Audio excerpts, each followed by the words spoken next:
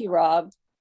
I would like to welcome everyone here today, and I see a number of people we haven't been with before, so I'm really happy that you're able to join us. And want to just welcome everyone who's come on this day. These are long meetings, and we all have lots to do, so it's wonderful to have you here.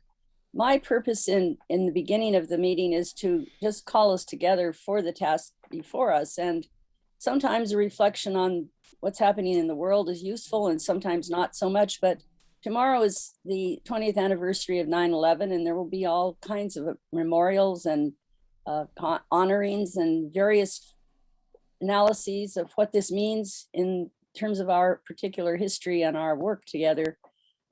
What I thought of as I was thinking about tomorrow is the terror that we are all dealing with as people in a country of abundance are unable or unwilling at this moment to provide housing and basic needs for all of the folks who live. And so the terror that you face when you are working with folks who have limited options, terror you may have experienced yourself in trying to come up with something that will work for people. It might be a stretch in some ways to say it's terror, but as I thought about that word, it's really being afraid of where you don't know what's coming from where, and it's the lack of ability to have any control. So I wanted to honor, it's the day of honoring tomorrow. I wanted to honor today all of the people who try to make something out of nothing, who try to find a home where there's no homes, who try to find a service where there are few services. And so with that, I want to just honor the workers who are working in this field. And as far as our meeting goes, I usually say, pay attention to our meeting norms. We have some around Zoom. So if you're new, that might be useful for you to know how we work here. We keep our mics off when we are not speaking, so there's no distraction in the background. And if we're doing other things that we all may need to do is to turn our video off during that time too. We use the chat for information sharing, for asking questions, and it's saved. Anything that's shared with everyone is saved after the meeting and so can be retrieved. So it's a great place to leave your contact information if you're here for the first time, or you talk in the meeting about something that you'd like others to be able to contact you about. So we have other community norms, and I think, Rob, if you put those in the chat, I didn't look yet to see, but if they're there, read through them sometime during the meeting if you haven't been here before. And lastly, for this moment of welcome, I do want to welcome those who are new for the first time or who are returning for some time away, and just ask if you would be willing to just unmute yourself, say your name, and if you're with an organization, to mention that as well. And we'll do that as long as people want to do it, or you can put your name and information in the chat as well. So someone who's new could begin, and that would be great. Good morning. Sorry, go ahead. Oh, no. Sorry. Good morning. My name is Ann Artman. I'm with the Tacoma Recovery Center, and thank you for inviting me. Thank you. I'm Becky Baskett. I'm the McKinney-Vento liaison for Tacoma Public Schools. Welcome, Becky. Thank you.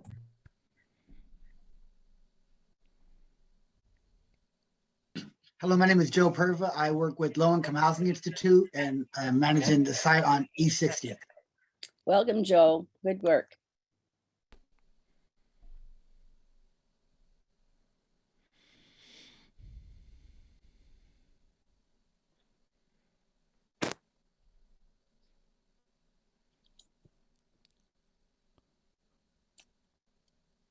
Well, again, for anyone who is new, who would like to let us know who you are or what you're associated with, be sure to share that in the chat if you'd like. And I'll turn it back to you, Rob. Thank you very much, Rosemary, and welcome everybody who's joining us for the first time or rejoining us this morning. So good to see everybody. And let's get started with the meeting. So the first item that we do every week is the This Week on the Streets segment. And this is an opportunity to talk about changes that are happening in camps that you're doing outreach to on the streets, any particular needs that the 50 plus people in this room would be might be able to help with. This would be the time to share that. It's an open table, just like all of our meeting. So if you have questions or concerns or information to share, just raise your hand and I'll call on you. One thing I will say is we are going to later in the agenda talk about what's happening at 8th and Yakima Avenue. So so that segment we can do a little bit later, but any other areas on the streets would be great to hear if folks have things to share.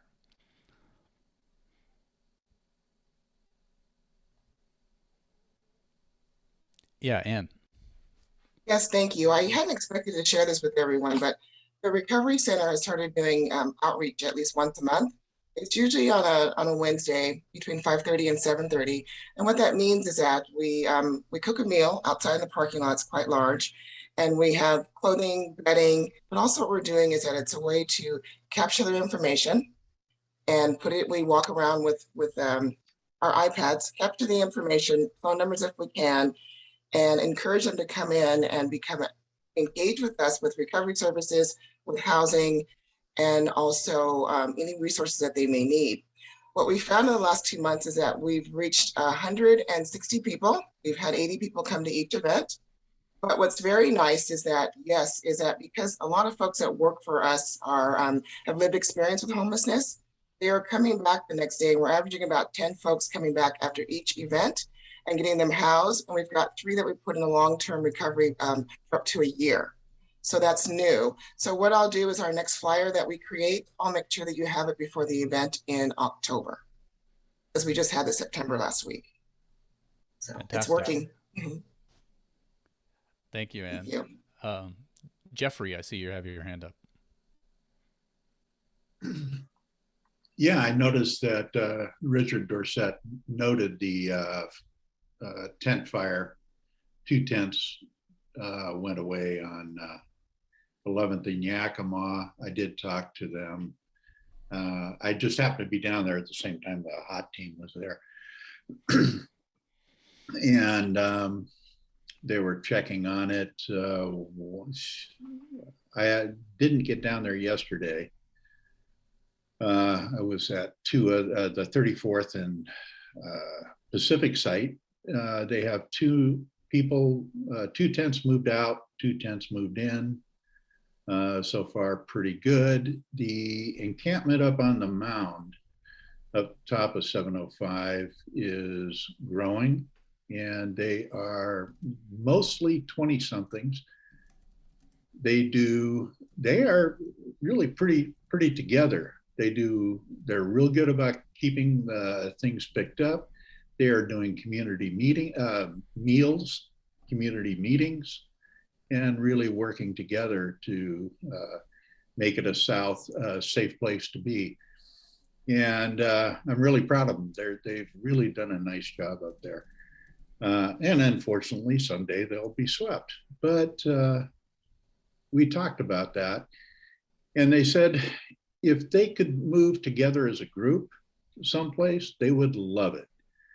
And that's about the 4th time I've heard that. I've heard that at a lot of camps I've gone to, is they want to move as a group, not just individually. Thank you much. Thanks, Jeffrey. Wolf, I see you have your hand up. Yeah, hi. So some of y'all may recognize me because I used to come to represent Food Not Bombs in the past. Myself, Arrow, who you may know, and a few others left Food Not Bombs recently, but we're starting a new group called Serve the People. We're getting into action this week, and we plan on responding or helping respond to the sweep at 8th and Yakima on the 21st. So we'll be ready to go for that. Just want to let you guys know and give you all an update on our situation. Thank you, Wolf. Monique? Just want to give a quick update on 82nd and Pacific. Fob Hope is moving forward with the city of Tacoma to create an encampment there. They want to move fast, but I don't know how fast that will be. I don't know what their fast looks like yet, but it's in the works. So the goal is to house veterans there, but any openings that we have will be filled with civilians who are living without homes. So it will be a full encampment of 25 tents. Great. That's great news, Monique. Thank you.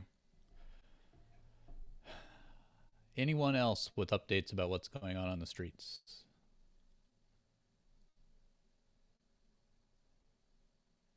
Maureen? You're muted right now. Muted there. Okay. I have a request. The person may be on the call and I'm not sure, but we had a request from someone who is living unsheltered, who joined our housing committee meeting yesterday.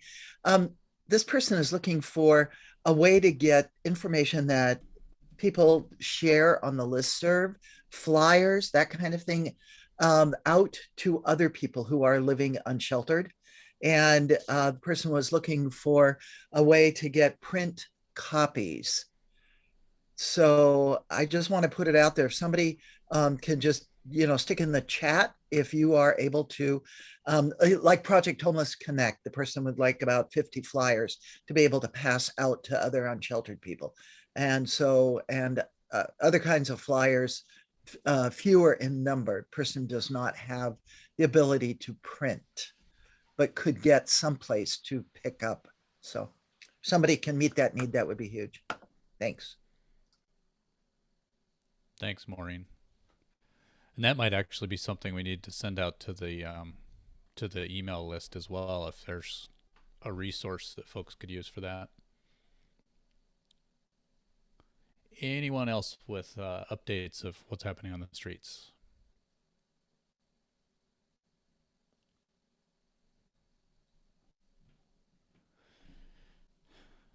All right, so let's go ahead and move on to the next segment. If you do have additional information about things that you're seeing out around the community, please do drop them in the chat.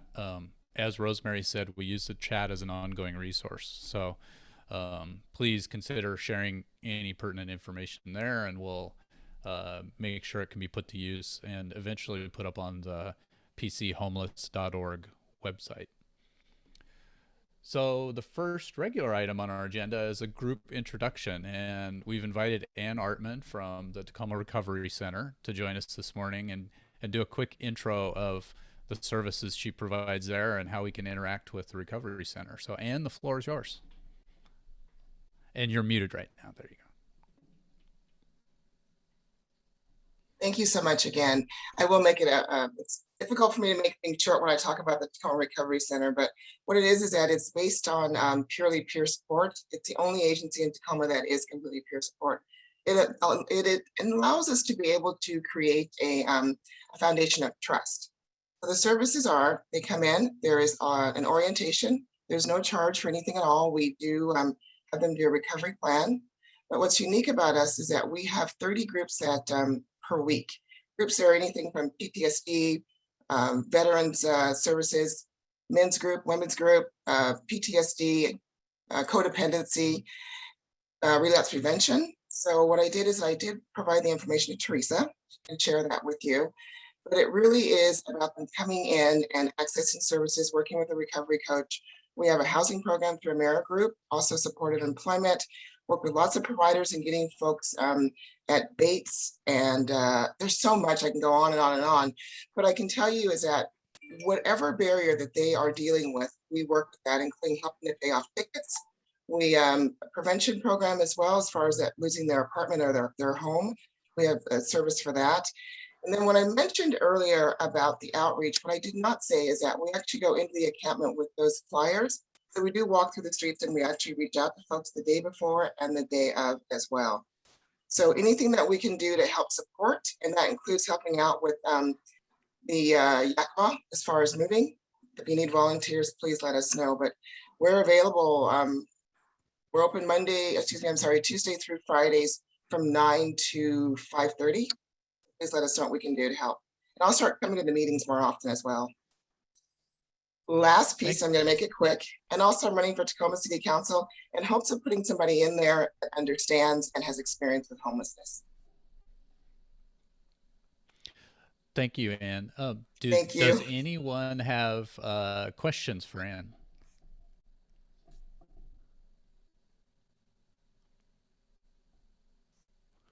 If you do, my email is in the chat, as well as I can put my cell phone number in there. Monique, I saw you had your hand up. Yeah, I just had a question because I'm trying to make connections for when I do open the encampment. So if I have someone at the encampment that needs your services, do I just email you? Is there a particular number I have them call? What do I do? A few ways of doing it. You can email or call me, or the quickest is just send them to us. Now we're talking about somebody without a car probably. So if you need bus passes, we can take care of that as well. And I don't mind dropping them off to you once you open. Not a problem. We like to reduce barriers. Thank you. Me as well. And we have transportation that we could bring them to you as well. So we can work that out. Okay, no appointment needed. Just come on in. Thank you. You're welcome. Great. Any other questions for Anne?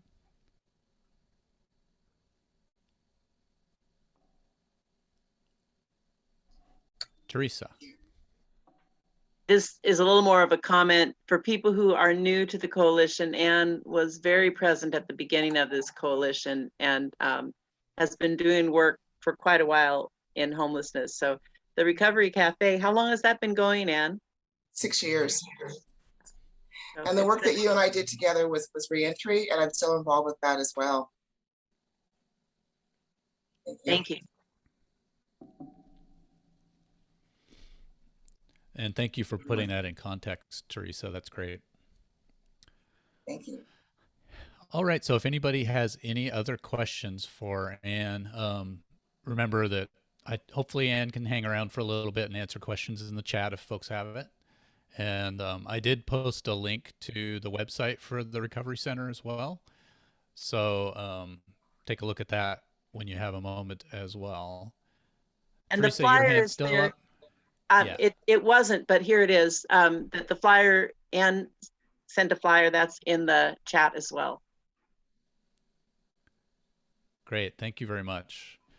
And I will do a plug right now. If you know of an organization in Tacoma, Pierce County that needs more exposure, that would be where it would help for them to do a short introduction at an upcoming meeting of the coalition, you can reach out to either Teresa or me.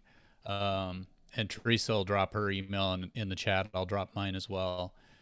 So that we want to keep continuing these opportunities to kind of daylight organizations that are doing good work in the community and how we can connect to them. So there's Teresa's email, and I will put mine in as well.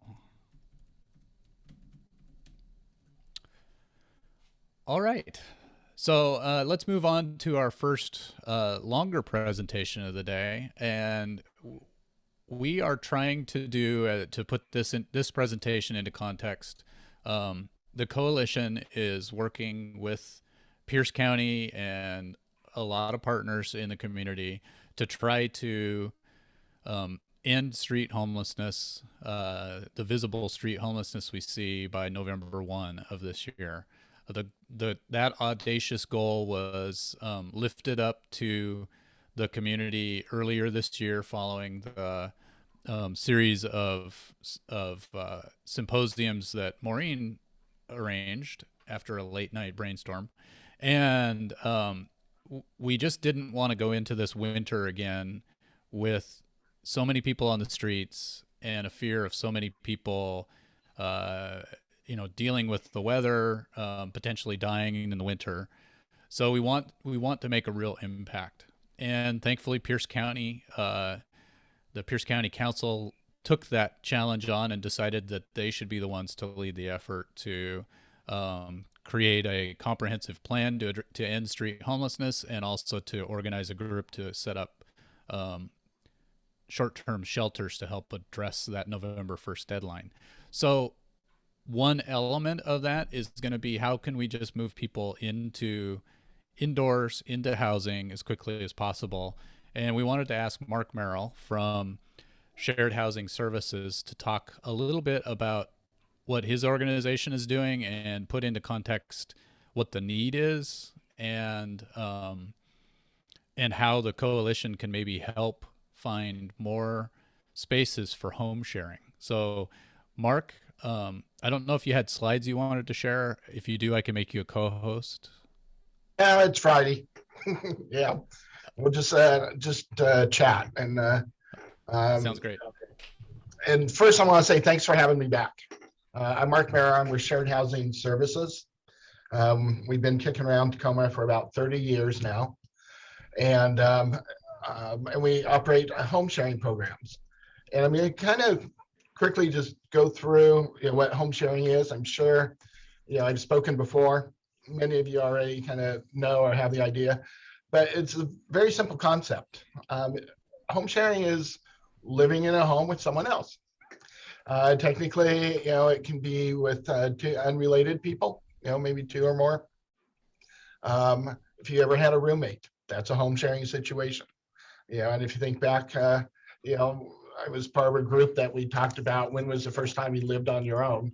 And shockingly, a lot of the group came through that we hadn't lived on our own, just by ourselves that much. Most of the time, it's been in a home sharing situation, whether it be with family or roommates, etc. Our organization, what we do is we help facilitate the home sharing match. So we bring in the home providers, those that have a room or space in their home that they're willing to open up. Then the other side of the equation are the home seekers, those that are needing an affordable place to live.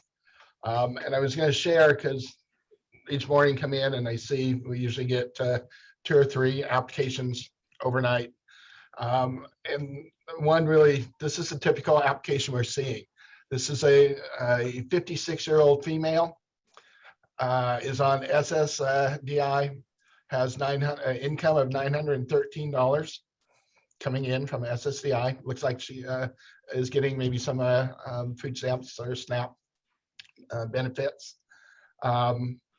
Isn't working right now, had work in the past, and is needing to find a place to live because her rent is being increased come October.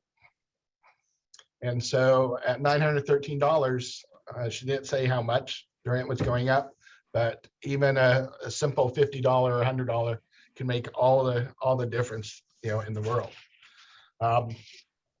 And this, this coalition, this is probably my favorite coalition that I sit in on, and it's does such a great job being focused on our neighbors, our friends, the citizens that are currently experiencing homelessness. They're living on the streets, they're in the cars, uninhabitable places, and our goal of the coalition is to, how do we get them some basic needs? How do we get them safe? How do we get them sheltered? And then hopefully, how do we get them housed? I mean, that's the whole focus that each Friday brings us together, and I love that.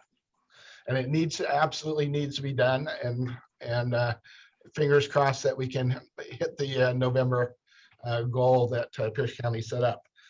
But right now, I want everyone on the group to set that part aside. And I really want us to look at the other side of the equation, which is preventing households and people from becoming homeless, from entering into homelessness. If we get 10 off the street, but 15 more pop up, we're losing that battle. And so I'm a proponent that we really got to tackle, both ends and everything. And so, we've got, right now we're living in a situation, rents are going up, household expenses are going up, personal expenses are going up. Things are just costing so much more.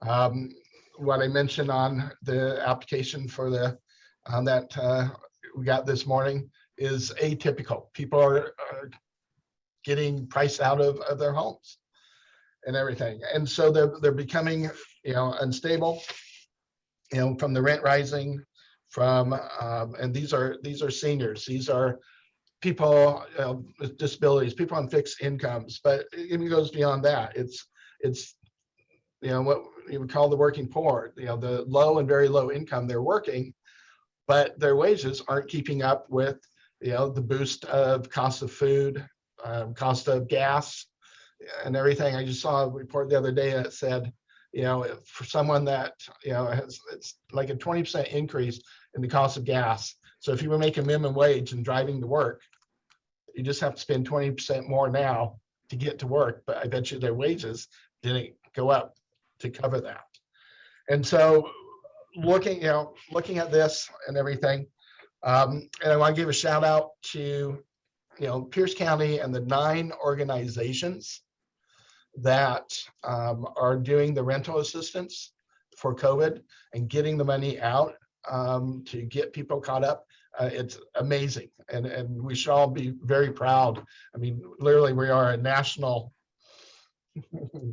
where you hold up a model being held up saying, this is how you can do it and how you can do it right and everything. But my question is, we get them caught up, but if they still are falling behind each month because of them being on a fixed income, they're going to be unstable. They're going to slowly then get further behind, and we're going to find them needing a home. And there's not, for this person that came through, there's not a $500 studio apartment out there. I would challenge anyone to find it right now.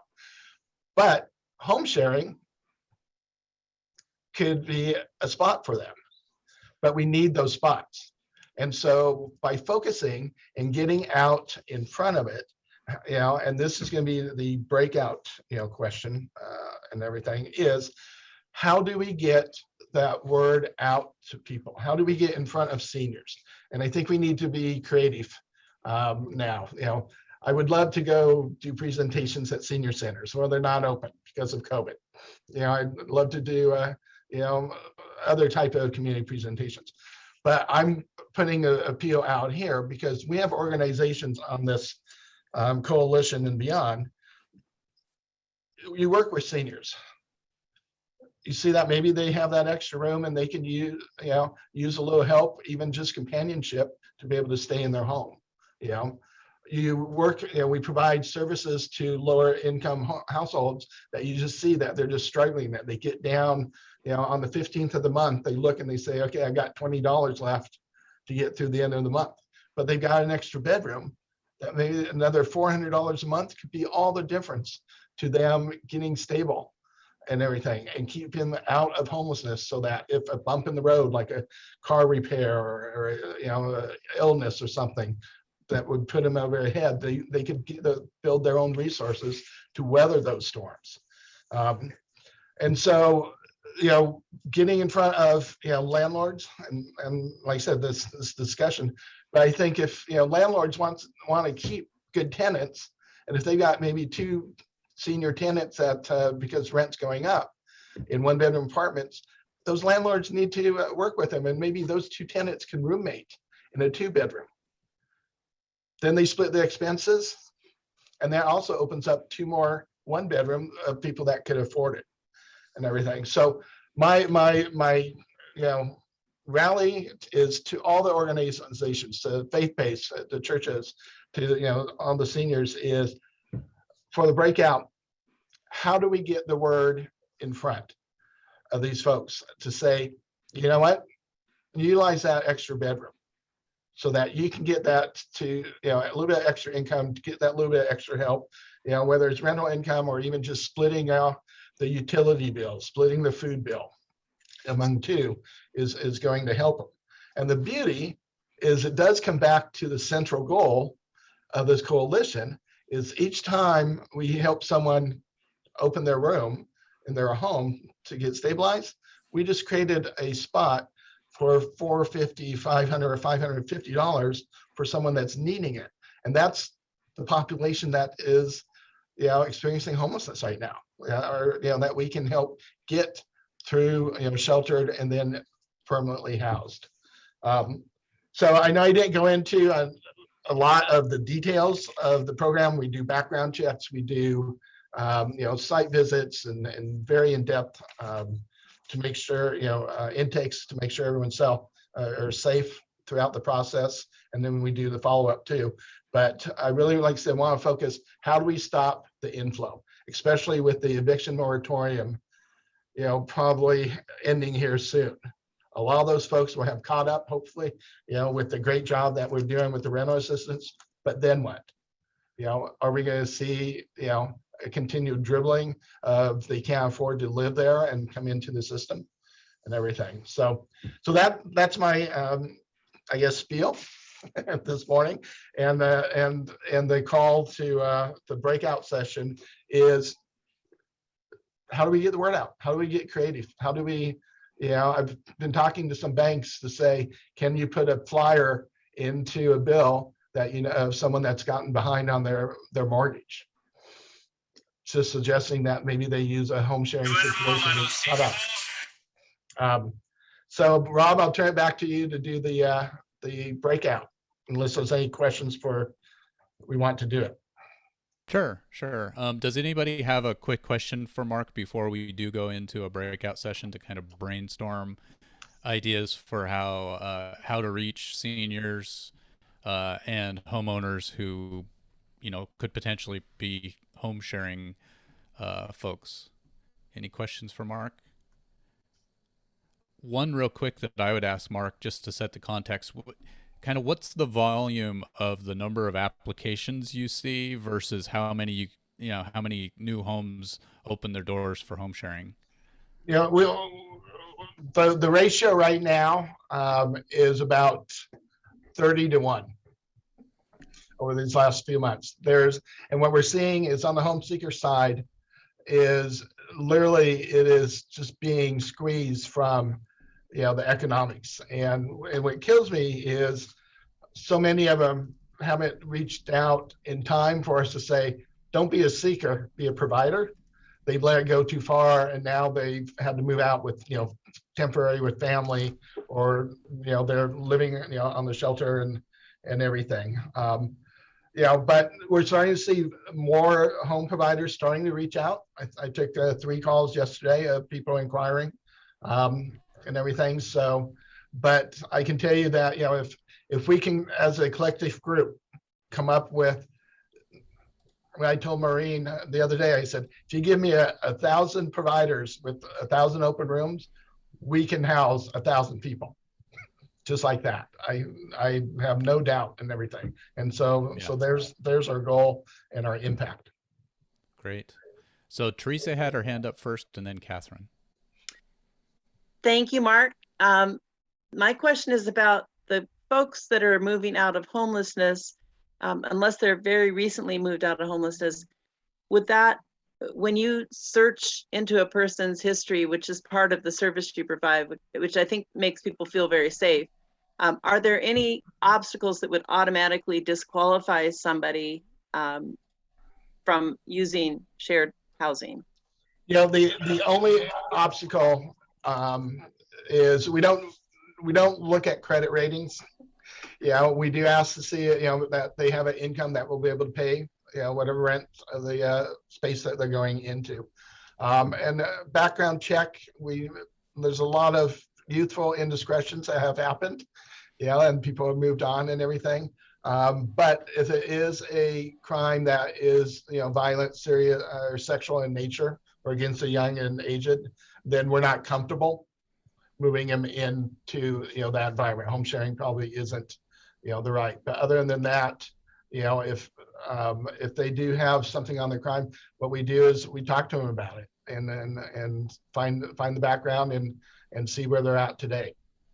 Is there any way for someone who would like to offer housing to someone who has a criminal history that may or may not be comfortable for everyone? Is there a way that, do you have something on your application that allows a person to select into that, to say, I'm willing to consider anyone on a case by case? No, definitely. We can tailor it, and we do have a couple that actually work with reentry folks.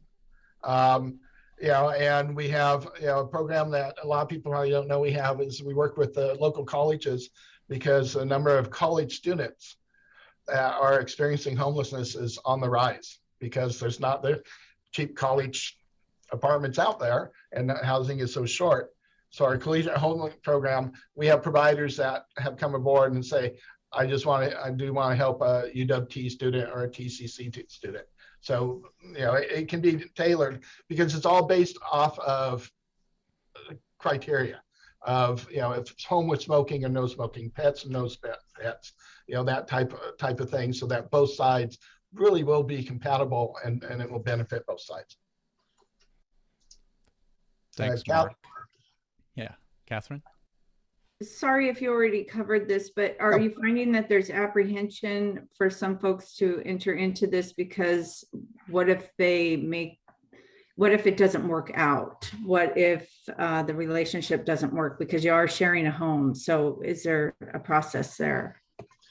There is. I mean, and that's always will be the question because it's a big step. If you're a home provider, you're going to be bringing a stranger into your home. But I would push back and say, on the seeker side, you're moving into a stranger's home. And so we just don't call up and say, hey, we've got Catherine, we're going to have her move in next Monday. We facilitate the conversation between the provider and seeker. And really, we have to our arms get tired of holding the reins back because they just want to jump in so much. But it's like, let's get to know each other. Let's drill down to make sure it's compatible. We tried to say, maybe test it out for a weekend, and just see, are you a night person or a morning person? Are you, sloppy or neat, all of those type things. And then now and then something, they get in and, they find out that they just aren't compatible. Then we will, reach out, and what we do is, help guide them through, find a new spot to move someone, and then review of what didn't work out. Maybe, it wasn't, didn't care that the person liked the 49ers or whatever. That's just been the biggest pushback I've gotten when I've talked to people about shared housing is there's this hesitance because they're worried that they would have to be in the same household with the person if it's not working out for an extended period of time, if you have to go through the eviction process, if it gets to that point. But there's a way to, I've said there's a way to work through it that you guys would massage that relationship and settle it. But I just think showing more of that problem solving is there and that you're there as a partner as well would help. And doing the mediation and the conflicts tend to be more almost roommates, issues of dirty dishes in the sink or, drinking all the milk, that type of thing, that we get through. But they're not left alone, and it's not an extended, situation by any means. Thanks, Mark. So that kind of sets the stage. What we wanted to do was to have a breakout conversation for about 10 minutes or so to allow people to do two things. One, we love to have breakouts so people get to know each other a little bit more, but also to gather some information about the question that we're considering. And today's question, again, is brainstorming how we can get word out to potential housing providers who are willing to share their home in a shared housing situation, and how we can help create more capacity in the community as we try to get more people, not only get people out of homelessness, but prevent people from slipping into homelessness. So let's spend about 10 minutes. I'm going to break us up into rooms of roughly 5 to 6 people. And if somebody in your room could take notes, we would appreciate if you could paste the notes from your conversation into the chat when we all come back. And what we will do is I'll start us now, and we'll be back here at about 9:50 to resume the rest of the meeting. All right, everybody have a good conversation.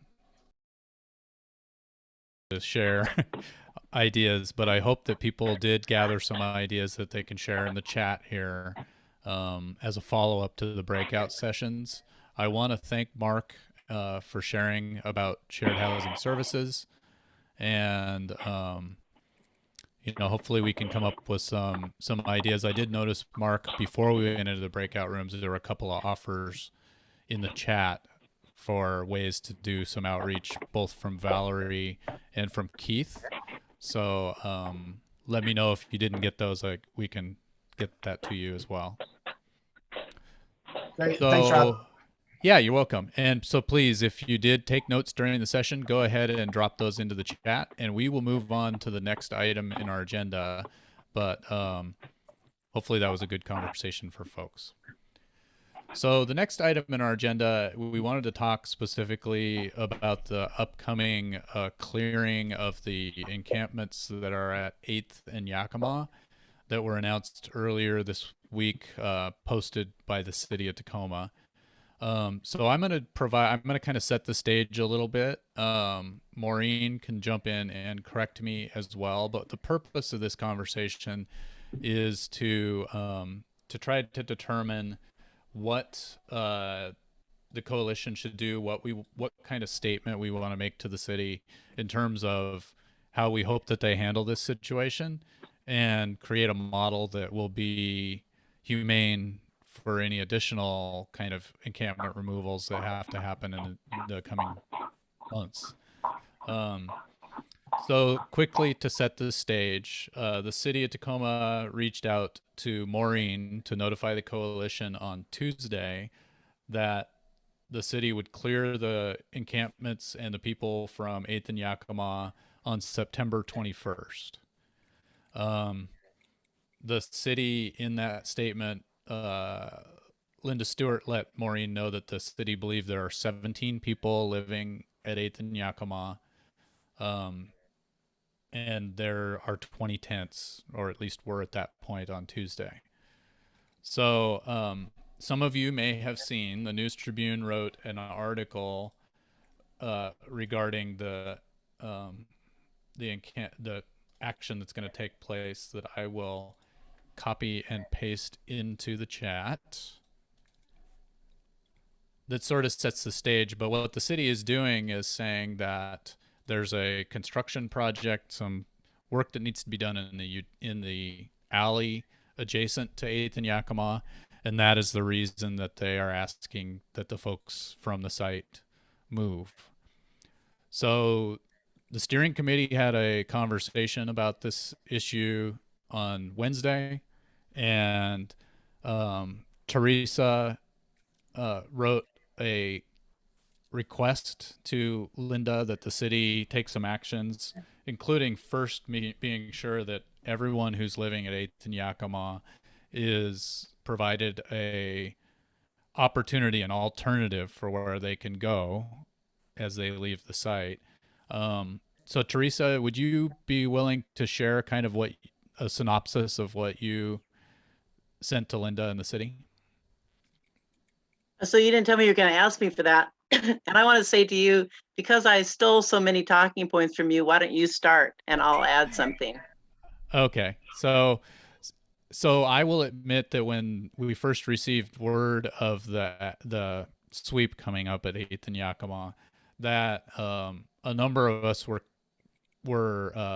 pretty upset, because we know that we feel that the 17 people who are living at that site, that there's not a capacity in the current system, additional spaces for people that are appropriate, that people are going to accept to move to.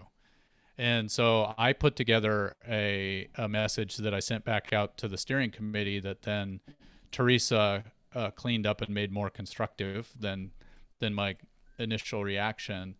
And the first thing that she asked was that people need to be given a place to go, and a legitimate opportunity to say yes to a location to move to. And this is consistent with what we have talked with the city council members who have engaged with us around the idea of their public camping ban that they've been considering for months, and that they will reconsider again in November.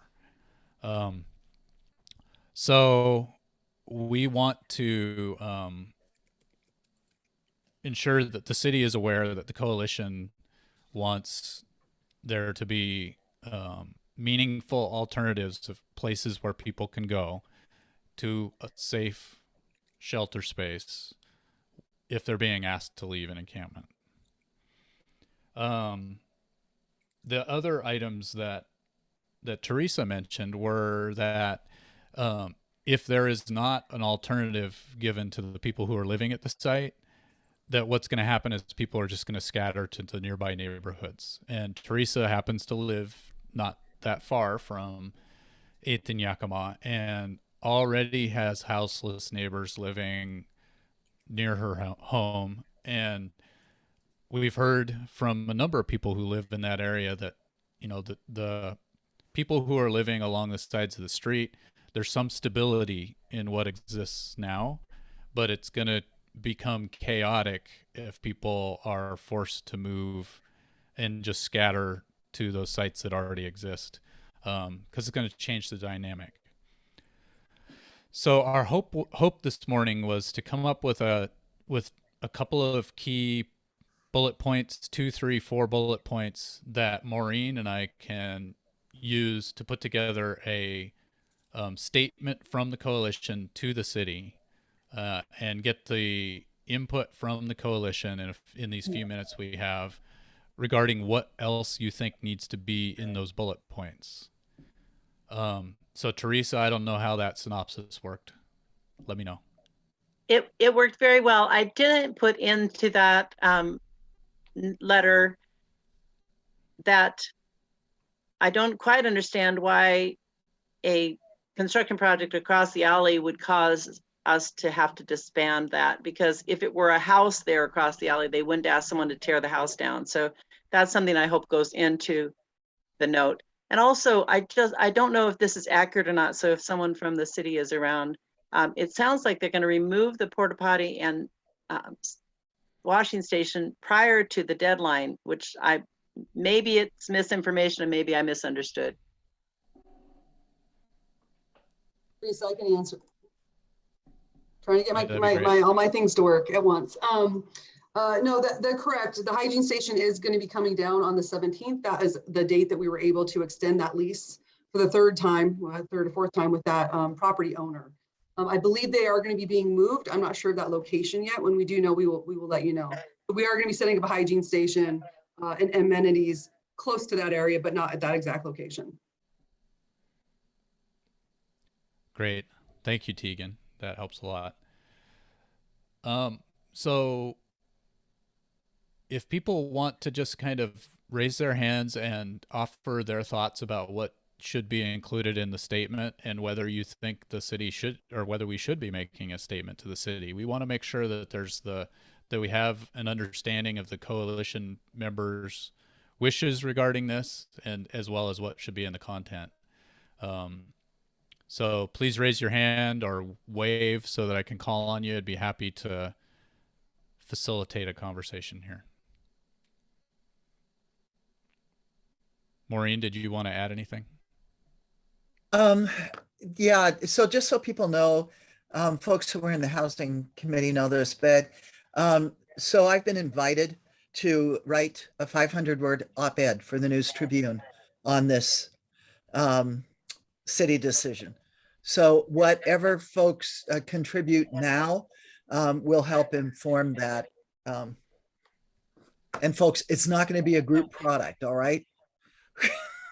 I'll take all your input, but I'll be the writer. Yeah, we know how much of a nightmare it'd be to do a group project here. Jeffrey. I think my only big question is where are they going to go? And I think that's going to be a problem. I know in trying to follow some people from the 38th and G site, it took me months to find some of the people who have become friends of mine, and they're in encampments, but it took me months to find them. So we have 17 souls that are going to be going out, their homes are going to be torn down. They have to find other places to put their homes. Where are they going to go? And I think that's what we need to think about is where are they going to go? Thank you. Thank you, Jeffrey. Monique? Yeah, I just want to say, Jeffrey brought up a great point that we need to stress in there that these are people's homes. These are not just tents that are pitched up. This is where people live. This is where some of them come back from work and have to stay in these tents. So I think we've got to push that it's a home. Thank you, Monique.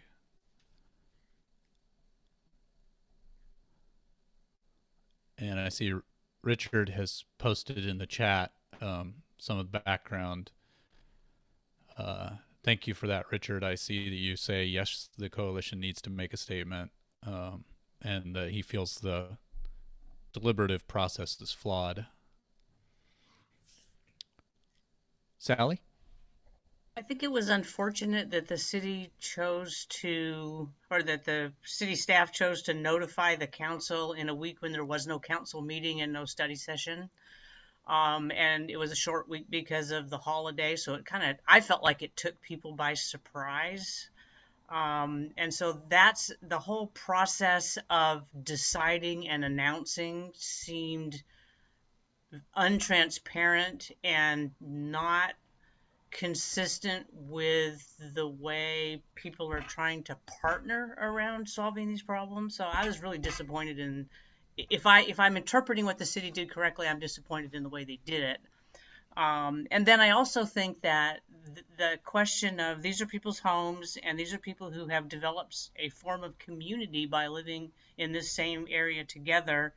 We also need to be able to counteract they refuse services, so they're out of luck, which is the dominant narrative. And you will hear it, when the city council meets on Tuesday, I'm sure. It's really tiresome. But there needs to be a powerful counter narrative to that, which I haven't come up with yet for my own conversations, but there's way smarter people on this call than me. So that just needs to be part of the mix. Hi, Rob. Can I speak? Yes, definitely.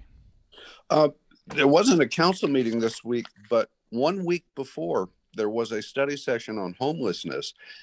Councilmember McCarthy specifically asked about 8th and Yakima and what was going on. And nobody mentioned word of this. The manager was on that call. The mayor was on that call. Staff were on that call. And surely people were talking about this decision, and nobody briefed the council when they were specifically asked about it. So if I was a council member, I'd be a little pissed with the situation. But anyway, that's when I talked about the procedural process, that was flawed. And the whole substantive outcome is a whole nother discussion. So thank you. Hey, I wanted to highlight that there is a process of informing. The city doesn't post without getting leadership, and that means all the way up. When there is a posting for a clearing of an encampment for any reason because of COVID, because of the Ninth Circuit Court, there's a lot of processes. So it's not willy-nilly in that sense. So leadership of the city has been notified and has authorized it. So I'm not sure, I can't speak to what happens behind those doors and between council members and city leadership, but it is been fully vetted for that process with their authorization. Thank you, Tegan. And we definitely do want to call to attention that we appreciate that that Linda reached out to Maureen on Tuesday so that we were aware of the 2-week notice, not long at all after the city council was informed of the decision that it was going to happen. So that's great. I think the fact that we can learn about it as soon as possible so that we can not only kind of make our thoughts on the issue known, but also make sure that the coalition on its end can work with providers who we interact with just to see what's being done to help with the folks who are living there. So thank you for that. And Maureen, you have your hand up. Yeah, thanks. So just so everybody knows, Allison Griffith has in the past, she's a deputy or one of the deputies at NCS. And Allison normally notifies me if there is a sweep coming, but she was on vacation this week, which is why Linda notified me, I think. So that's one thing. The other thing is normally it's a 72-hour notice, and this is 2 weeks notice. I am not suggesting this is the right thing. I am just, these are facts. All right. The other thing is, Tegan, when you say that city leadership is notified and authorizes, my understanding was that the city manager authorizes any sweep. Does the mayor also? Trying to get this to work. That's a great question. I don't have the answer. I do know the city manager is made aware. I can't speak to the mayors, but we can follow up and I can get back to you on that. Yeah, I think that's important. My understanding was that the city manager had to actually sign off. And that, would be appropriate in the city governmental structure on the staff side, but on the policy side, on the council side, does the mayor also sign off? Yeah, that'd be helpful to know. Anyone else with some thoughts of what should be included in a statement? Ed, I see you had your hand up. Yeah, I just have a follow-on question, and that is, if it is the city manager that signs off on it, is there a way that we can help the city to bring that to a vote of the council rather than just the city manager? I don't know, but it would seem if we're going to help them make this decision, it would be better at the city council rather than the city manager level. Thank you, Ed.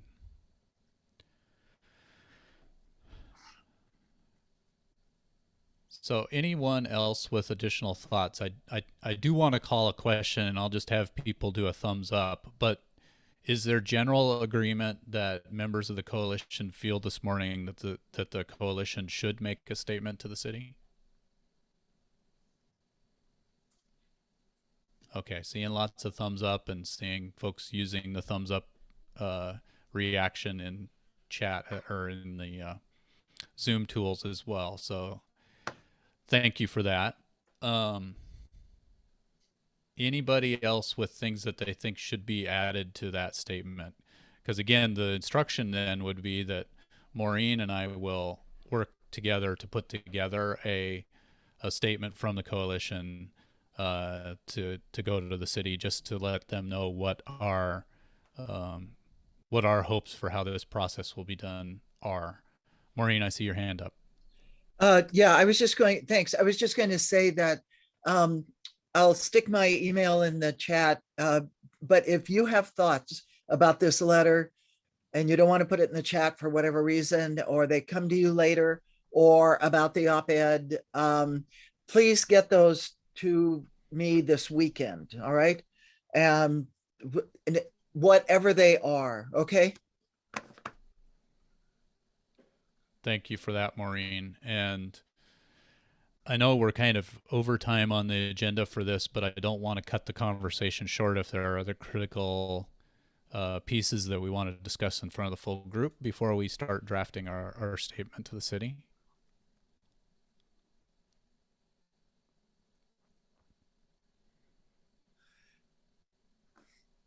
Okay. And I see your comment in the chat, Joe, regarding sewer work in the alley. Yeah. So I presume that's the work that the city is referring to in the alley. Maureen? And Linda Stewart did tell me that work had been delayed already. Yeah. And prior to this. And so, yeah. And just to put into context, the reason that is important is that the encampments have not been being swept or moved as frequently throughout the COVID pandemic because the city's been following the recommendations of the Centers for Disease Control not to move encampments during COVID. But there have been exceptions, and one of those primary exceptions has been around construction projects or maintenance projects, street paving, those kinds of things. The city has also used health and safety as a reason to move a particular encampment. But in this case, it's around construction. So just wanted to put that into context as well. The other thing I think it's important when people are thinking about this is that Linda Stewart's expectation is that Shiloh's new men's shelter will be open and have 40 beds available by September 21st. And I saw that Marcia was on the call earlier. I don't know if she still is or not. Hey, Maureen, I'm going to step in because when I do my update, I'm going to be talking about Shiloh. So I'm happy to give those updates when we get to there. Okay, thank you. Yeah, Jeffrey had his hand up too. Yeah, I see that. Jeffrey? I think that's really great that Shiloh's going to be up, and they're handling single men. Half the people in that encampment are women. So no, there is no shelter space available for the women. And we can go on the pchomeless.org site and you can check to see how many beds are available daily. Yeah, thank you for that, Jeffrey. All right, so I think we've got a pretty good consensus of the coalition that we will make a statement. Maureen's dropped her email into the chat. I will drop mine in there as well if folks want to offer thoughts about what should be included in our statement. And I do want to move on to the rest of our meeting. As Tegan mentioned, the government updates are coming right up, so that's the next item on our agenda. Thank you everyone for the time on this, and our hope is that we can make a strong statement to the city and make it clear what our hopes and expectations are in situations like this once again. So thank you. So let's move to the government updates, and what do you know? Tegan is first up on that. What do you have from the city of Tacoma for us? Thanks for having me back so soon. Tegan Tidball, for those who don't know me, I work in neighborhood and community services and the homeless and household stability work group. So I just want to highlight also, I really appreciate the robust conversation we're having because this is a powerful group of voices to create change with policymakers. And I greatly appreciate your guys' allyship and support and advocacy. So I want to highlight that before I start. Okay, so the few updates I want to provide are, I'm not going to go over 8th and Yakima. I think we just talked about it. But I do also want to highlight that there is, and I know we talked about this in the morning section, that 11th and Yakima is probably also going to be cleared to address the imminent health and safety issues that we were discussing earlier. This was the site of a tent fire this week, as we talked about. We anticipate the location be posted on Tuesday, September 14th, and will provide the standard 3-day notice to reflect the serious nature of the safety issues that are present. From our understanding of our street outreach team, there are 5 individuals there with 7 to 8 tents at the site. Some are being used for storage. Outreach has been in progress since the end of August and will continue after the posting until the clearing of that location at the end of the next week. So that is another one, and I know we talked about it earlier in the meeting. So the other thing is I want to get to some of the highlights that we've got coming on. So as Maureen was asking earlier, so Shiloh Baptist Church, we're really excited about this one. It's a really exciting process since we know a lot of our greatest need is single men. So their shelter will be operating for single men. Our tentative start date is actually September 27th, and it will be a 24-hour shelter. It's going to provide hygiene services and access, 3 daily meals. They're also going to have access to supportive services such as employment, behavioral health, substance use disorder, etc.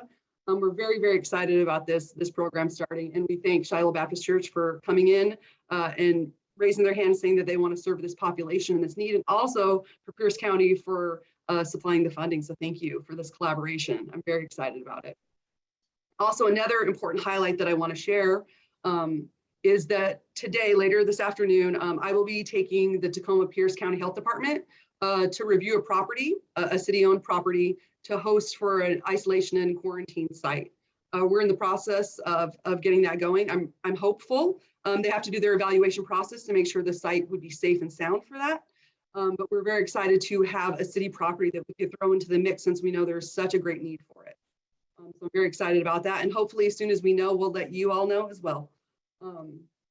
Starting next week, this is another thing I'm also excited about, is we're going to be having our review panel begin our process for reviewing the proposal we received for the operation for permanent operator for the Beacon Center. So it's very exciting. We're going to have a panel that's going to have persons with lived experience. We're going to have youth and young adult on the panel as well. So we're very excited about that. We only received one proposal, but we're very hopeful about it. And in that process, we are also going to extend the contract to Vallejo so that we can make sure that we have seamless transition services, that there's no gaps to the young adults that are staying there. And so we're very excited about that as well. So those are my big updates. I'm happy to answer any questions. Thank you, Tegan. Anybody with questions for Tegan? Maureen? Do we have maybe this is Monique and Tegan, but how close are we to Monique being able to open at 82nd and Pacific? What's fast? Monique, do you have the timeline on that? I do not have the timeline yet. They had a couple of questions on my proposal, which I sent back the responses. TPU has approved, to do the site. So I just don't know the timeline. But we're hoping for fast. So then Tegan, go back to the 8th in Yakima and the 11th in Yakima also. With Shiloh not opening until the 27th of September, and with a recent history of delayed opening dates being given to us, where are people going to go from 8th in Yakima and from 11th in Yakima? I think I share that question with you, Maureen. I know what we need is a low barrier site where people can go. I know that we're pushing for it. I know we keep bringing properties. That's what we need. I think we all know that. I think we can agree upon that. Finding the location has been the struggle. I wish I had an answer to that, as I think you all do too. I share the concern. Thanks. I appreciate you're in a difficult position, all the government people from time to time. So appreciate that you're willing always to come. Thanks, Maureen. It's always a pleasure being here. Joanne, you have your hand up. Yep.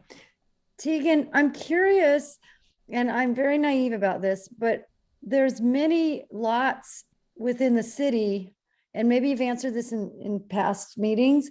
I'm not sure why lots are not being used to put up temporary shelters like pallet homes, things like that. What is the holdup there? Why don't we have lots in the city that the city owns that we can use for this sort of situation? Yeah, Joanne, I think that's a great question. I know we've tried for lots of sites. So lots are sometimes private property, sometimes they're city owned, sometimes they're TPU owned. There's different rules and regulations and code to land use for a lot of these things. I wish it was simple, because I do the same thing. I actually brainstorm all of Pierce County because I live in East Pierce County. And I do the exact same thing. And I understand your frustrations and I share it. And I know we've brought numerous properties forth to our council specifically. And sometimes we don't get the go ahead for various reasons. Sometimes it's the location, sometimes it's access to the site. Sometimes there's wetlands nearby. It's more complex than I wish it was. And I wish I had a better answer. Verna, I see you have your hand up. Okay, so for the isolation quarantine site that you had just mentioned, so did I understand you correctly that the Pierce County Health Department evaluates it and says, yes, this will be adequate? And then what are the next steps after that? And what's the soonest it could be available if there aren't any hurdles we can't overcome? Gosh, Verna, I love that you're already getting to operations. Well, that's my thing, I'm ops. I love it. So this is a health department project. So they need to come in and evaluate the building for airflow, capacity, safety, ADA, things of that sort. I don't want to speak for them because I don't know their whole process, even though I believe there is some on the call that can maybe speak to that. So first we have to see if it's a viable solution and it would work for the site. And then from there, I'm actually not sure since we haven't done this before. So we would have to really lean into the Tacoma Pierce County Health Department about their process. And I think all of our hopes, if it's a viable location, is to move as fast as possible. Because we need it now. We needed it probably a month ago.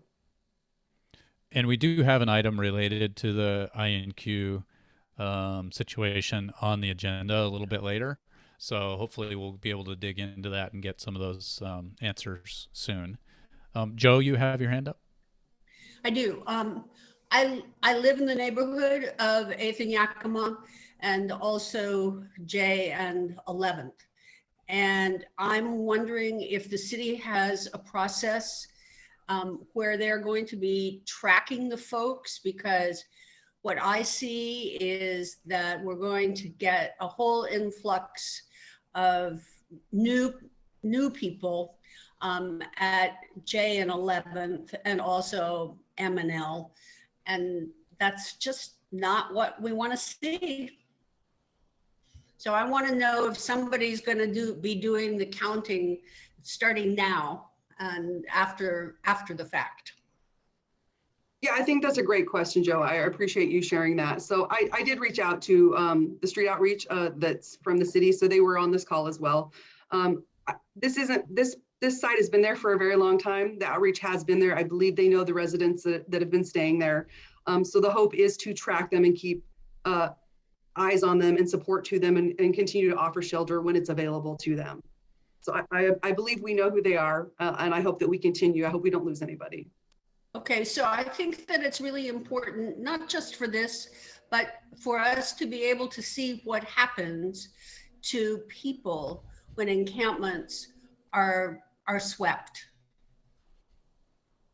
Real data, as they might say. Thank you, Joe. And Tiana. Hi, Tegan. I was just wondering, is there any updates from about Tim's, the site on 60th and McKinley, moving to 69th and Proctor? And we have that up on a next item on our agenda. So. Oh, do we? So should I just wait then? We'll get to it. So it's up to you. It's up to you. I know Joe's going to talk about what's going on there. Yeah, I would love to have Joe talk about it. That would be great. But way to jump ahead. That's a great question, though. Inquiring minds want to know. And Josh is with us too from Lehigh. So we'll get to that here in a moment. All right, let's shift gears real quick so that we can get to that. And I will ask Jeff Rogers. I see you're on the call from Pierce County. Do you have updates from the county? Sure. I'm sure Valerie probably has something to share from her side with the real estate program as well. Many of you may know this or you may not know this, so I'll share it. As of this past Monday, I have moved into the Program Specialist 3 position that Valerie was in for a while. So there will be a opportunity for people to apply for the homeless program supervisor role here at Pierce County. If there are issues that you would have contacted me for, I would encourage you to reach out to John Barbie. He's our manager. I'm sure you're all aware of him. He is the contact until the new supervisor is hired. This week has been stressful, but not as stressful, I will say. I've been able to come to work at 8 a.m. and leave at 4:30. I'm now an hourly employee, not a salaried employee. There's a big difference. So I feel a little refreshed after a week of work and excited to get into the adventures of this role. But the big update we have is that today we've published in the Tacoma News Tribune our notice of funding opportunity for the Continuum of Care funding. There's roughly an opportunity for us to secure up to $5 million through this competitive process with the U.S. Department of Housing and Urban Development. There's opportunity for new bonus projects. Domestic violence projects serving domestic violence survivors has the potential to receive up to $765,000. And then we have our permanent housing bonus funding that's just around $250,000. So there's $1 million that's out there that's available, but we need agencies to apply for those funds. So If you're an agency that's familiar with our processes or our programs and you're interested, we will be having a application workshop on the 27th of September. I'd encourage you to pull down the materials off of our website. They're not posted yet. We have till the end of the day to get them done. We're still making some last minute edits to a couple documents. And then by the end of today, all documents will be posted on the website. So sure, we encourage you to apply. We encourage new agencies to provide new projects to apply. And I guess we'll see what we receive, and hopefully we'll do a good job through the competitive process nationally to be awarded these bonus projects. It's roughly $3.9 million in renewal projects that we evaluate that are up for renewal. They may be considered or put on the priority list high or low, depending on how the committee that reviews these will determine their priority listing. So please, we encourage you to apply. That's the only update I have. So Valerie. Yeah. So rental assistance, it has been a busy week as always. We are, so of our Department of Treasury funds, we have $20.7 million. We've already spent 15.85 of that. So that's 75.2%. National average is 11% still. And then for our Department of Treasury funds through the state, which are called TRAP.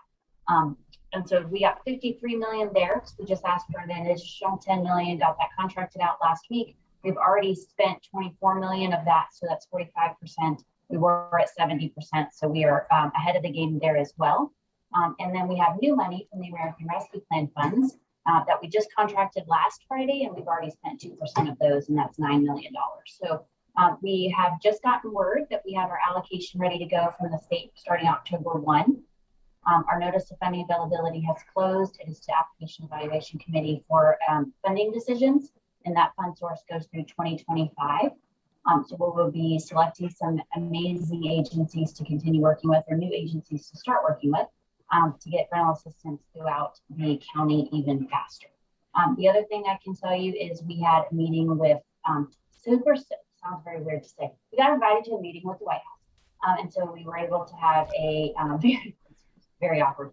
So we had a conversation, and we were able to share some of our experiences and listen to some other communities who are doing a great job on how they've changed. A lot of it we've already implemented, or the state has implemented on our behalf. So like our amazing work with Tacoma Pro Bono and the Dispute Resolution Center and all of that, other states are now copying. And so that's just such a win-win, right? Such a win-win.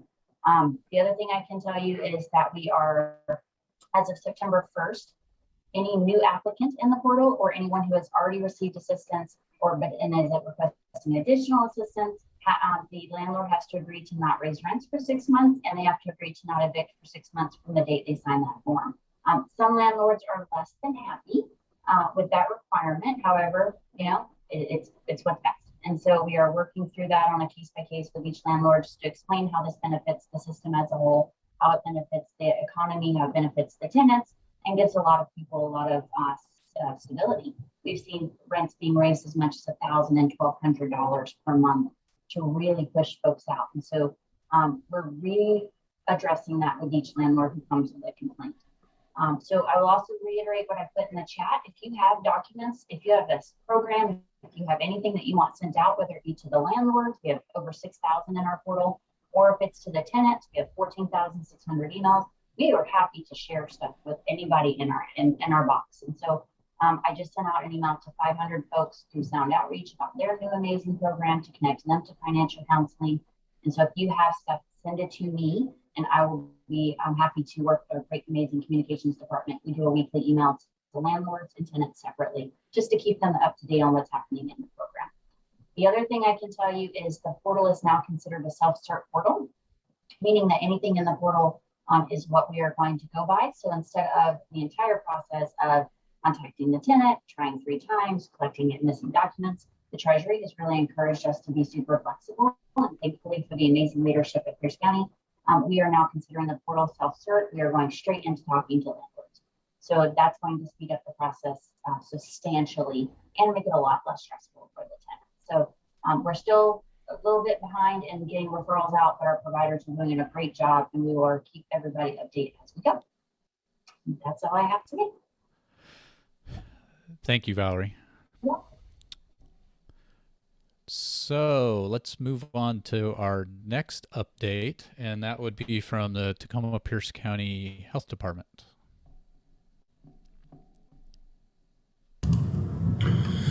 Hello, good morning, everyone. My name is Kewan Woods. I'm one of the incident commanders for the Tacoma Pierce County Health Department. Happy to be here with you today. So update around what we're doing with testing. We continue our weekly testing at the Tacoma Rescue Mission Nativity House and Bethlehem Baptist Church Shelter per week. And we just kind of continue those efforts and continue working together with our partners. From a vaccination perspective, we're continuing to plan and coordinate our rooted vaccine sites to staff and ongoing regular vaccine events through the end of the year and beyond. So with plans to bring in flu vaccine as well. So many of our clinics have been canceled recently due to some active outbreaks. So we're working with our immunization branch leadership to come up with some creative solutions to address the shelters managers' concerns about events and cancellations. We've held multiple community events at churches and food banks. Haven't specifically been targeting the unhoused community, but some of those ancillary folks that, because of our presence, have been actually able to get served that have been more like food secure, or maybe some folks that are on the line of housing insecurity that we've been able to capture with some of those events as well.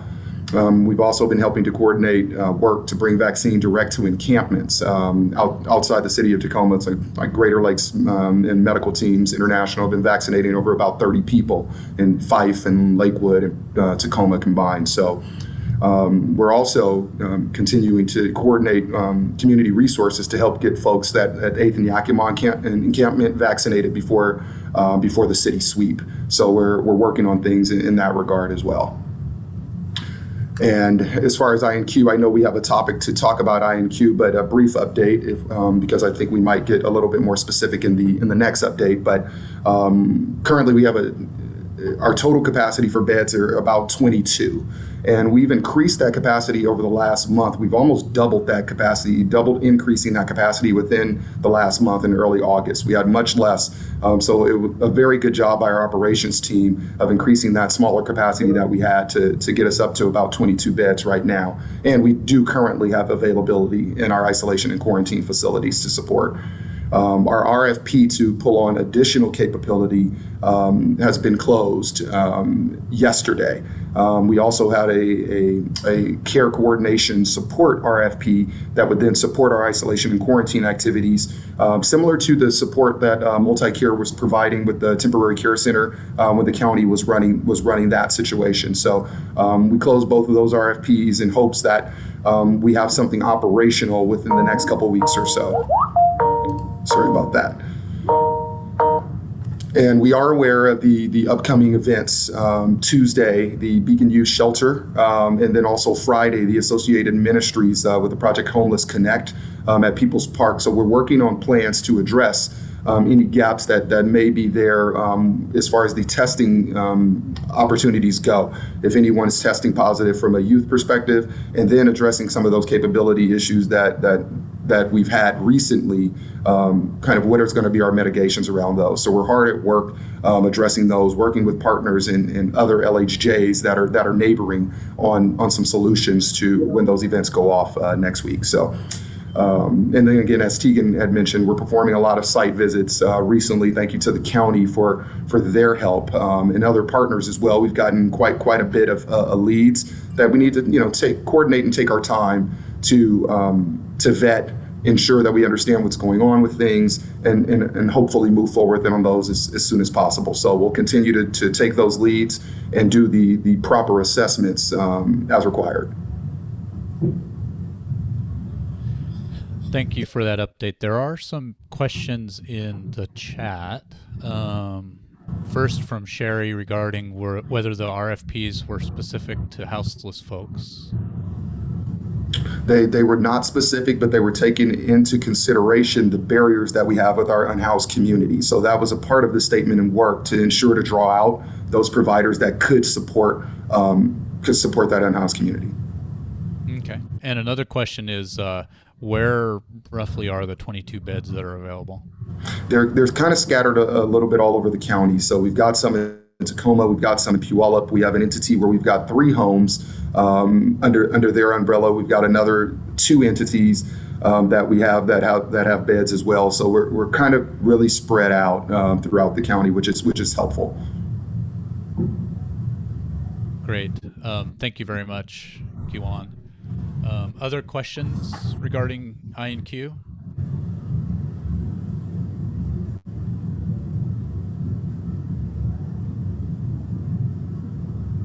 Okay, I'm not seeing any. Kiwan, there is some. It's almost like there's a wind or something on your mic. So I'm not sure what's causing that, but you may have seen in the chat there was some chatter about the how it was hard to hear. So just so you're aware. Thank you for that. I'll make sure that I'm not in this room again if I'm with you. No problem. And thank you, Sherry, for answering Sheila's question. Yeah, I have one of the requests that we've had of these coalition presentations is that we try to avoid using acronyms, and I just did it myself. So yeah, I&Q is isolation and quarantine. Maureen, I see your hand up. I'm just checking, Kiwan. Thanks for that update, but you are going to stay on for the conversation about, okay, excellent. Absolutely, Maureen. Great. Okay, great. Let's move to an update from the Low Income Housing Institute. Both Josh Castle and Joe Perva are here to talk about both the McKinley site and 69th and Proctor. So I'll hand the floor over to you two. Hi, everyone. Thank you for having us today. I'm also joined, my name is Josh Castle. I'm the Community Engagement Director with Lehigh, which stands for, I know we're talking about acronyms, stands for the Low Income Housing Institute, so I don't get in trouble. And then I'm joined today by Tyjana Campbell, who's our Special Projects Manager at our 6th and Orchard site, and our Special Project Manager, Joe Perba, who manages TEMS, Tacoma Emergency Micro Shelters, another acronym. So wanted to share a couple updates. The 3 of us are going to speak, but we're going to speak really briefly in specific areas. I'm going to do that kind of above the treetops level, and then hand it over to Joe to speak about management of the site, and then Ty will share about her previous experience as a fantastic case manager at TEMS and just sort of like case management services. She recently became the SPM, which we were thrilled to happen at our 6th and Orchard site. So basically TEMS is moving. The big news is that TEMS is moving and transitioning from its current location at 60th and McKinley to 69th and Proctor. We're also very excited to share that it's expanding from 46 houses to 66 houses. So currently it serves about 55 people, of our unsheltered neighbors, and now it will serve as many as 75 to 80 people when it moves. That is all happening pretty quickly within the next couple of weeks. So, and then I also want to just mention that Lehigh is an affordable housing provider. We provide permanent housing, 2,400 units of it in all over like 6 different counties. And we have 2 locations actually in Pierce County, which is in Milton, called Sunset Hills. It's on the Pierce County side of the line. And then, because that city is divided in 2 counties. And then in Puyallup, which is Rainier View. So Lehigh operates 14 tiny house villages in Tacoma, Olympia, Seattle, and Skyway. We operate 3 in Tacoma, the current, of course, TEMS location at 60th and McKinley, 6th and Orchard, and then the Puyallup Tribe Village. So we have 3 villages currently. Of these 3 villages, these provide shelter, community, and a path to permanent housing to currently 151 people. That includes singles, couples, families with children, and people with pets.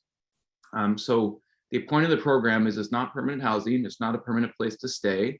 It's meant to be a stepping stone from homelessness to permanent housing.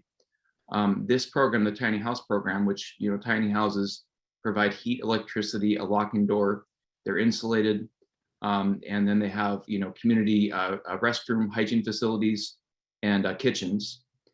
So they've been more successful at moving people into permanent housing than a lot of other shelter programs. And then I'm just going to touch quickly on community engagement. We had a community meeting on June 23rd We're happy to send out the recording on that if anyone is interested. We also have a community advisory committee that oversees the of neighbors and businesses, nonprofit schools, basically neighborhood stakeholders that are close to the village for the 60th and McKinley site. I was happy to see Ann Artman and Joe Davies on here, who served on our community advisory committee for our original location when it was on 8th and MLK. So we're going to be forming a new CAC for the 69th and Proctor location. And if anyone on here is close to the location, works close by, goes to a church, serves for a nonprofit, is involved in that community in some way, let me know. That way we can send you a CAC application if you're interested in applying for that, or at least in attending the meeting. These are public meetings. There's also a lot of volunteer opportunities. So if you're interested in that, email tinyhouses@lehigh.org. We have some work parties coming up to set up the new location. And then let's go ahead, and I want to hand it off to Joe to share about how how he manages the Thames site. Thank you, Josh. Thank you, everybody, for allowing me the opportunity to be here. Basically, so the site for operations is it's a 24/7 staffing at the site. And we have what we call organizers, which basically help support me in the operations side. We call them organizers, not necessarily called security, but they do. We implement a code of conduct, which is a very fair set of rules that kind of keep things clean, make sure that everybody is engaged with keeping the village clean, with daily chores and so on, and signing in that we make sure that everyone is present, because the last thing we want is one of the micro shelters not being utilized. So we want to make sure that people are present in the village. Another thing we do have is a curfew. We use the curfew. It's 11 o'clock, so it's a it's a very fair curfew. It gets the individuals in the village at a safe time. It also respects the community. We are a community, but we also respect the community around us, so it kind of keeps those weary hours kind of calm. And some of the big things we're working on right now. So we've been working with the health department. They've also been really supportive as far as getting vaccination events in at all of the sites that we have in Tacoma. So that's been great. We've had a really good turnout with that as well. Those are kind of the biggest ones that I wanted to touch on there as far as operations and kind of like what goes on a daily basis. And I will kind of just pass it over to Ty as far as like a case management standpoint to really kind of get an understanding of how we transition individuals into permanent housing. Hello. So did case management for a while at MLK, and that's a 60th. And so I'm pretty familiar how the system goes. I do know that on 69th and Proctor, we are going to have 2 full-times and 1 part-time. When working with individuals, we work with them on housing ready documents, but also barriers. So if they have some evictions in their past, or, need a resume for work, if there's any substance abuse, mental health, we try to work on all those while they're in the shelter, so that when they do get into permanent housing, it's stable and that they can continue to move forward from there. Thank you both. Let's go ahead and open it up to any questions. We wanted to leave some time for that.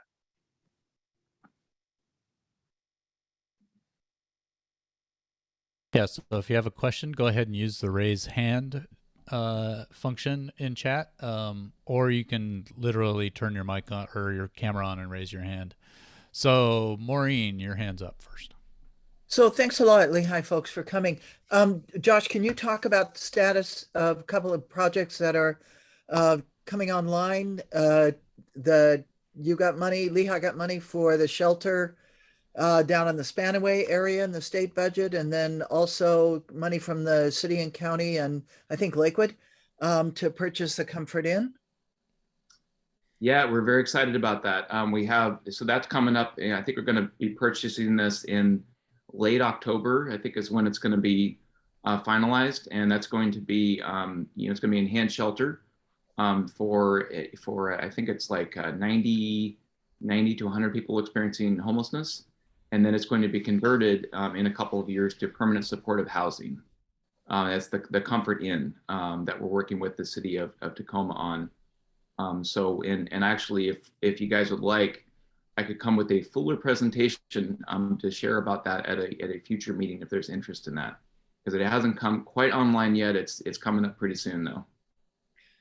And then the shelter money for the new shelter at Spanaway area? You know, I can bring information on that. Okay. I'm actually happy to come if you guys want. I can do that the next Friday's one or the one after. I'll come. I can come and present. You know, come with full information on both of those. That's great. And then Yeah, there's a project with Lua Pritchard as well on the drafting table, I think. So yeah. Anyway, just work with I'll share. I can share all three about when. That'd be fantastic. Yeah, Excellent. just let me know how much time you'll need for that, and we can put it on the agenda. All right. Thanks. Yeah, Colin, you have your hand up. Yeah, thanks for the information, you guys. It's great. It's great to hear. Great to hear about some of the projects coming on. Two questions that I have. One that came up in a meeting earlier this week I was kind of surprised about is one, are you guys are you accepting couples at your existing tiny house sites in Tacoma? We're accepting couples, people with pets, individuals, and then at the 6th and Orchard location, families with children. In fact, there's 18 children at that site. So we do, you know, it's like there's a lot of, you know, it's very difficult to get into a lot of traditional shelters, of course. If you're in one of those, you know, if you're in a couple or family, you have a pet. So we take all comers at the tiny house villages to help out people and you know, get them inside and then get them on a path to permanent housing. And Ty can probably share more information on that if you want to share that. I mean, really, that's what I wanted to know. I just wanted to because I was definitely surprised when there's some information out there that somehow is getting around that you guys are not accepting couples. So I'm glad to dispel that rumor and just kind of let everyone know that yes, couples are allowed and encouraged at the site. So good deal. The other thing, just question on the curfew thing, totally get it. But I also totally know that a big piece of tiny house villages is getting people as quickly as possible into permanent housing. And a big piece of that is obviously going to be finding employment. So I'm wondering if there's flexibility and you work around individuals that have non-traditional work hours. Like I'm working graveyard, I'm doing this. How does that work with the programs? Yes, I'll get that. Yes. I apologize. I didn't clarify that when I spoke originally. Yes, that is superseded by any type of work. Or, you know, obviously if there's an emergency or something like that. So the curfew is definitely superseded by, you know, pertinent matters. It's going to help them transition into permanent housing. So work is definitely one of those. Yeah, so if people are, you know, if they need to go to work, they need to go to school, you know, they need to, you know, they do all the things that you do in life. We're very, you know, they're free to come and go. We're very flexible on that. And just to clarify, Colin, we actually, every village that we have accepts couples, including the 3 in Tacoma. So yeah, there's, so a lot of the times, like you'll see, we have this many houses and there's actually like 10, 15, 20 people more that we serve beyond the number of houses. And that accounts for the couples and in some cases families. Great. Hey, thank you guys for that. That's super helpful, and I'm glad to hear all of that. I guess the last thing, and I'll stop talking. The referral process. I think that the referral process is often unique for tiny house villages, and I know it's been shared before, but if you guys could just clarify, because I'm sure there's a lot of people that are thinking, I know of a couple, or I know of this, that, or the other. So exactly what is the referral process, and does it vary per site, specifically in Tacoma? You like me to get that, Ty? Yes, go for it, Joe. Okay, so yeah, depending on which site we are looking at, there is kind of a different referral process. So we work with we partnership with the city of Tacoma. So one of our larger referral sources is the Tacoma, it's the HOT team, which is the homeless outreach team. And that's one of our bigger ones. But on the 6th and Orchard site, they do work with 6 other agencies. They work with Catholic Community Services, Urban League, Next Chapter, Recovery Cafe or Recovery Center, excuse me, because I changed. They also work with the Puyallup Tribe, and then we also work with other agencies as well, because sometimes, and this might actually kind of answer the other questions. And I think when people get the impression that they don't take couples, sometimes because we do have a max capacity at each village, so sometimes we run into instances where we have an open unit, but it's because of our max capacity, we may have to take a single individual. And I think sometimes that might generate that confusion. But so that's how, so we will take referrals from other agencies as well if for some reason the agencies that we work directly with don't have a couple or a family or something, and they don't have a single individual and they have a couple, so then we might reach out to other places. And I've worked with CMAR and many other agencies as well. I just wanted to make one clarification. On 6th and Orchard, we do take single mothers with children, couples, but we do not take single men because of the children. Thank you for that. And thank you for all these updates on Lehigh's sites. And we look forward, Josh, if you can coordinate with me to coming back and talking about the upcoming sites. So it's great info. We are so far behind on the agenda today that it's a record. So I know it's very important that we talk about the isolation and quarantine issue. So I want to get to that. And I also want to get to Ed Jacobs before the meeting is over to talk about the homeless persons memorial that's being scheduled later this month. So I know that's going to blow some other items off of the agenda, and I'll apologize right now. But let's shift to the isolation and quarantine for people who are homeless. Maureen, do you want to kind of lead this? And if we can do this in like 5 minutes-ish, maybe? Yes. So thanks. So just so people know, we thought we had an isolation site ready to go. The health department thought they had it ready to go. And at the last minute, it was deemed not appropriate to go. And Sherry let everybody on the listserv know that. And so then we were back to square one, no isolation site beyond the adult family homerooms, which go through the screening process with multi-care, which is not a 24/7 operation. It left the shelters with people who were COVID positive and no place to put them. And we had a very difficult conversation with the representative from the health department in this meeting last week. In the meantime, and as of late yesterday afternoon, Kiwan, who is on our call today, reached out to me whenever I could be available, late afternoon, evening, whenever it was, I'll let him say the words that he was going to bring to us. But also, we had, I think, a very frank conversation about the fact that this is the health department's responsibility, and shelters are not appropriate isolation sites. They do not have space for isolation, and people who are living unhoused cannot simply be given a blanket when they test positive at 9 o'clock at night or whatever and turned out to the street. That is not an acceptable answer. And so I really pressed Kiwan, and he took the pressure very graciously, that we knew Beacon was going to start testing Tuesday, and they open at 9 o'clock at night. And so where are people going to go who test positive? And that Project Homeless Connect was going to, the health department would be offering testing. And where were people going to go who did not meet the eligibility for the adult family homes? The adult family homes are part of a solution, but they cannot take the sex offenders. And we all know that there are people whom we serve who are not appropriate candidates for a bed in an adult family home. So Kiwan accepted my less than quiet conversation, and said that he would talk with people and he understood the urgency. And I said we needed a solution by Tuesday.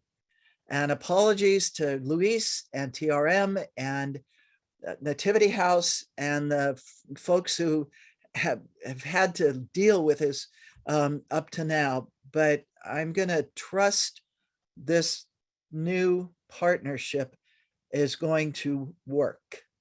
So Kiwan, you want to chime in and bring us up to speed? Absolutely, Marie. Thank you for that. Thank you for that phone call yesterday too. Quite enlightening and energizing, frankly. I first want to start by saying we understand your passion. We understand your commitment. We find ourselves in that same boat. And really our biggest concern is the health and safety of everyone in Pierce County. So, and we're committed to that as a health department. So the entire pandemic has been a roller coaster, right? It's exacerbated many issues for unhoused people, you know, and the issues that they've been facing. So, but regardless of that, we continue to work for solutions to find places for them to safely isolate and quarantine. You know, unfortunately, with the situation of the site that we weren't able to secure, you know, we made a misstep. Right. And I'm not going to mince words. We made a mistake.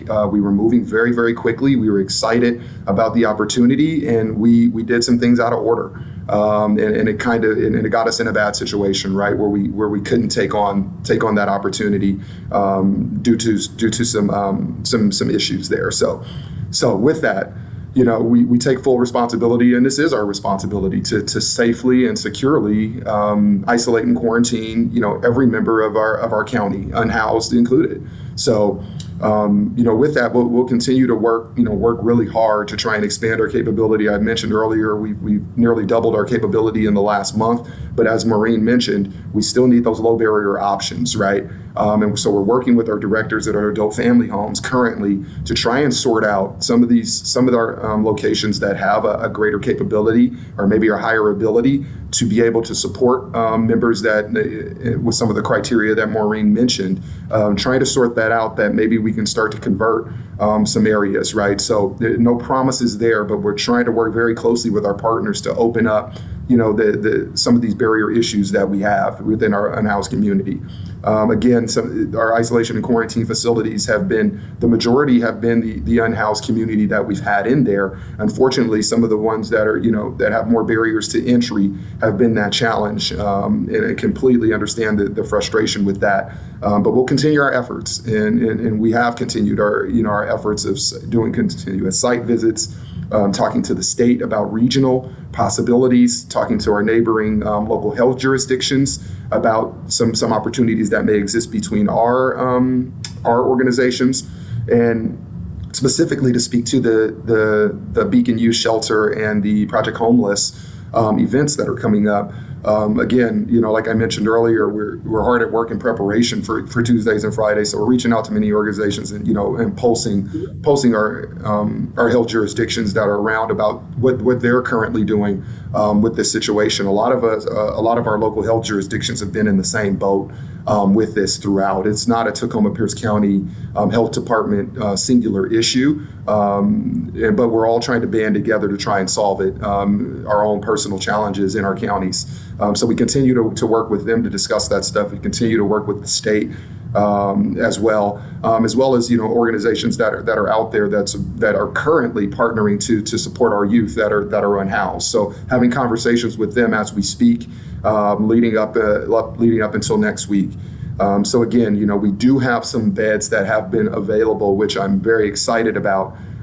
So we can place those that maybe don't have those barriers to entry, but we remain steadfast in providing energy to lowering the barrier for entry, and how we can get creative about opening up that capacity for those folks. So you know, more to come as the days go on, but you know, our teams are working really hard to try and solve a lot of these problems that are of concern for all of us. So what I said is Tuesday, gotta have something for Mike Boyster on Tuesday, or the duty officer gets the call. We are not asking shelters to turn people who are COVID positive out to the street. And absolutely fine, Maureen. We'd expect that. And in fact, we are going to start working on a mitigation just for next week, considering that at 9 o'clock they begin their testing. So we're planning to find someone to place on call for next week, considering that we're having those events, just as a mitigation, as a backup. And so we will be in contact maybe with what that number and that on-call number might be for those after hours. So trying to work these solutions as much as we can. Excellent. That's a great step forward. Thank you. Welcome. Thank you for that. And yeah, I hate to cut this short, but I appreciate the content. I did want to make sure we had an opportunity to close out today's meeting with the announcement that Ed Jacobs made in chat. Ed, would you like to wish everybody a good Friday and offer information about the Homeless Persons Memorial coming up? Certainly. September 26th at 4 o'clock, we will have a memorial service for 18 people that died in June and July that were homeless. And this information comes from Department of Health for Pierce County. And so we'll have about a 45-minute memorial and remembrance for them at that time at People's Park. Anybody who wants to help, give me a call or email me and we'll get going. Thank you and have a good weekend. Thank you, Ed. And thank you to everyone for being here today. I know we didn't get to everything in the agenda, but I think we had a rich conversation on a number of important topics. So one reminder, I know next week is Project Homeless Connect and Hire 253. So we may have a smaller group here in the meeting next week because of that. Michael Yoder, if you're interested, it'd be great to do a little live thing during the meeting if you know of somebody who might be interested in doing that. So and for those who won't be in person at Project Homeless Connect, we will still be holding our meeting next week. We also will be planning right after this, after a short 5-minute break, we'll be planning for next week's meeting here in this same Zoom room. So if you're interested in helping us do that, please stay. And otherwise, I hope everybody has a good weekend and stay safe and enjoy what feels like fall weather right now.